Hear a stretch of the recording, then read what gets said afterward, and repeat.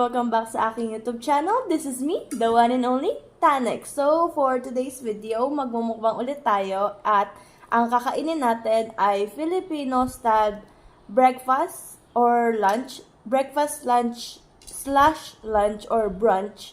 Kasi tanghali na and ngayon pa lang kakain. At meron tayong sinangag, buttered garlic shrimp, garlic buttered, basta ganun. Tapos tilapia. Tumapo na pala. Tama na kadadada ako, kakain na ako. Nagugutom na ako. Tsaka may sausawan din pala tayo dito, toyo, na may kalamansi, tapos may sili.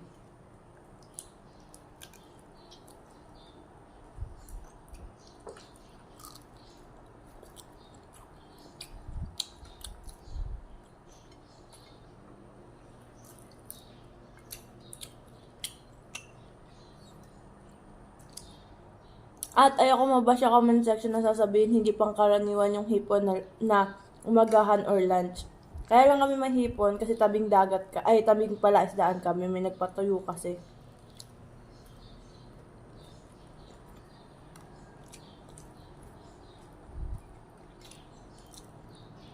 Tsaka dito sa may mga bandang Pombong or Hagonoy, pangkaraniwan ka na makita ng hipon as ulam nila araw-araw. Kasi maraming palaisdaan dito.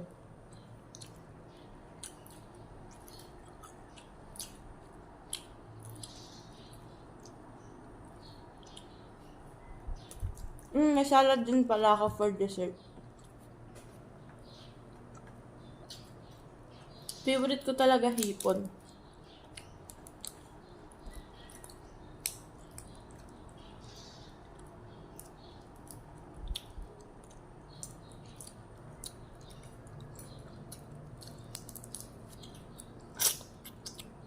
Lalo na yung ulo. Sarap sip-sipin.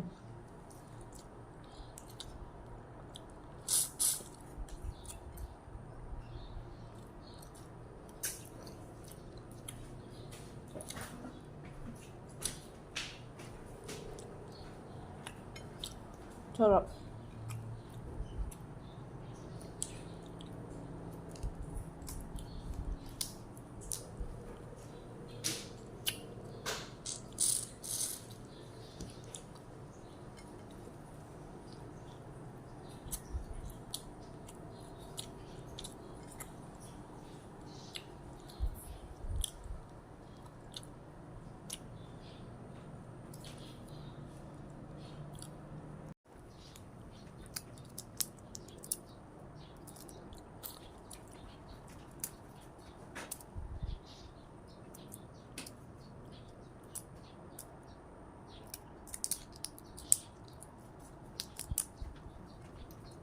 Medyo mahirap lang balatan ng hipon, guys. Pero masarap siya pag nabalatan mo na. Sarap.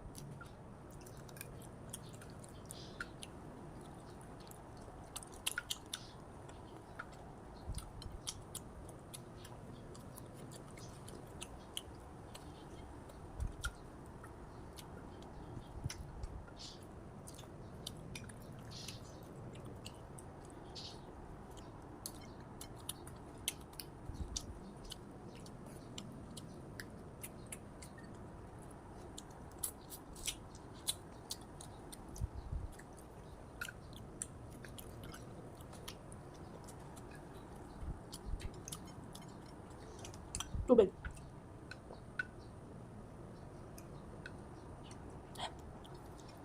Hindi na ako masyadong nagkakape pero bagay din dito kape. Kasi almusal eh. Ang sarap ng sabaw ng butter. Garlic butter.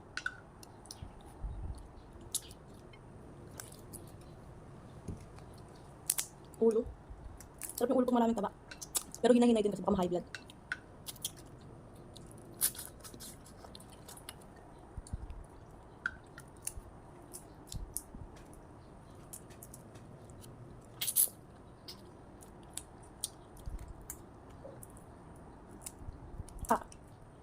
Aray ko, nananakit yung hipon. Kaya mo pakain.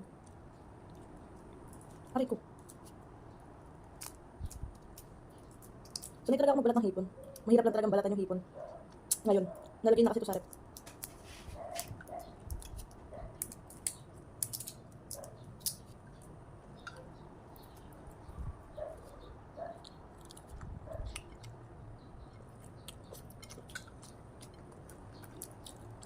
tilapia.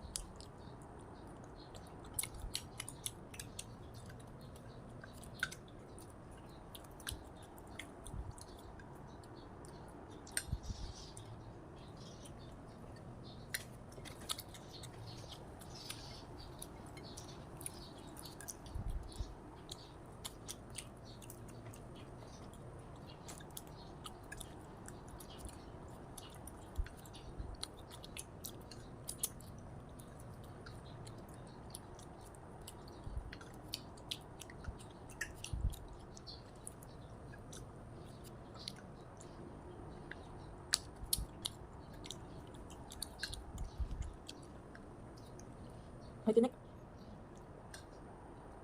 Kaya hindi ako madalas kumain ng isda eh. Lagi ako natitinik. Lalo na sa bangus. Hindi na ako kumakain ng bangus kasi natakot na ako. Lalo na kasi ako ng tinik. May tinik. Pero masarap.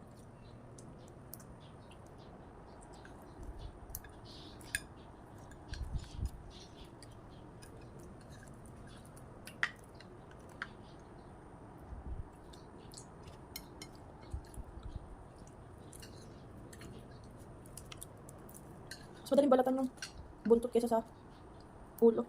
Pagdating nga sa tilapia, pero sa bangus, mas mahirap yung ulo. Ay, yung buntot kaysa ulo. Balatan ko na muna lahat para kakainin ko na lang.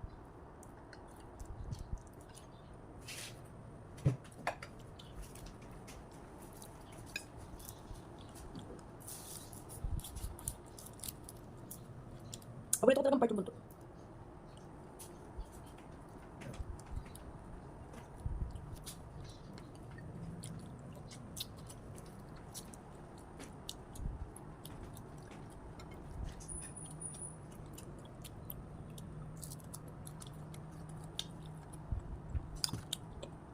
Hindi kasi ako marunong malimot ng ulo, kaya binigay ko sa lola ko yung ulo para limutin.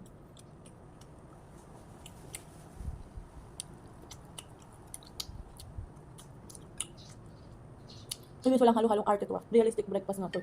Ano talaga kumain ng almusal?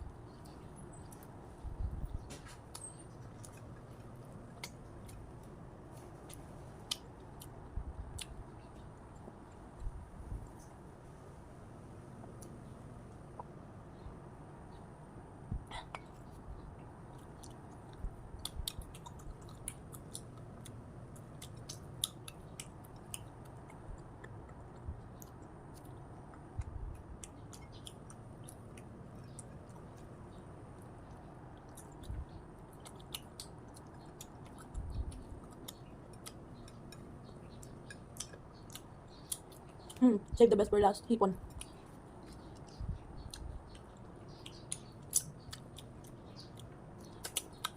Kahit siguro makainin ako ng 100 hipon, maubos ko. Pero talaga hipon eh.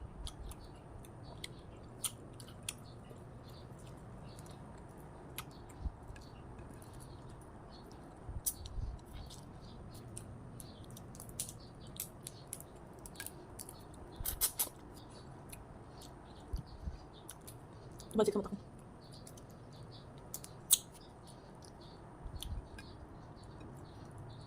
Kailangan mo namnamin yung bawat parte ng hipon kahit yung ulo. Kung wala ka rin namang diabetes tuloy. Kung wala ka lang din namang high blood o cholesterol. Ulo pa lang, ulam na.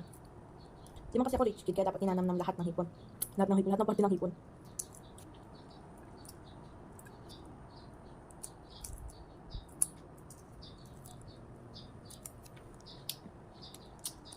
Tsaka naging paborito ko yung hipon nga kasi nga dito kasi sa tinitira namin palibot kami ng palaisdaan. Kaya halos araw-araw pag may mga nagpapatuyo, pag hulihan yung season, dahil kami may hipon. Tapos may palaisdaan din kasi yung lolo ko kaya madalas may hipon na sa palaisdaan. Malas na kapag nabaha yung tinita kasi syempre wala kayong huli, tatakas yung mga bangus. Ay kawawa, kaya minsan mas okay pag-uwisan yung palaisdaan. Kasi pag nagbabagduhan, bumabaha din sa may hagonin, sa paumbong. Kaya ayun, tumatakas yung mga bangus.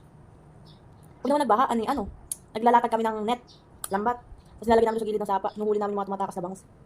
Ang marami tilapia, yung mga tawag doon, Gloria ba tawag? Hindi naman Gloria, wey. Yung ginagawa siyang minsan. May, ang tawag doon ay? Arroyo. Dami namin nahuli nung nakalaang taon nun. Hanggang kita dito yung tubig tapos nilagay kami yung lambat doon sa gilid ng sapa. Tapos nakahuli kami maraming arroyo. Kami nahuli ng hipon. Pero yung doon sa lambat ng isa naming kapitbahay, meron kasi siya yung panghuli ng alimango. Kahuli siya alimango. Bus na guys. Hindi na magubos na ako ng kamay tapos magdi-dessert na tayo. Salad na guys.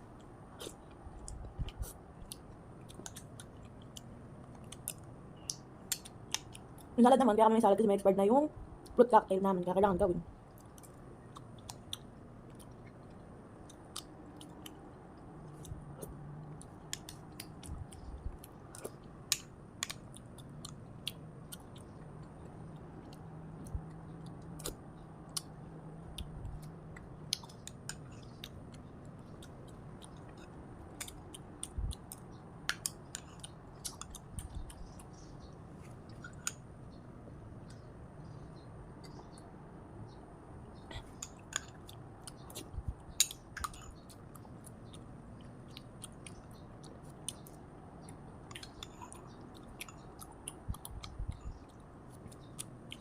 Last bite ng salad.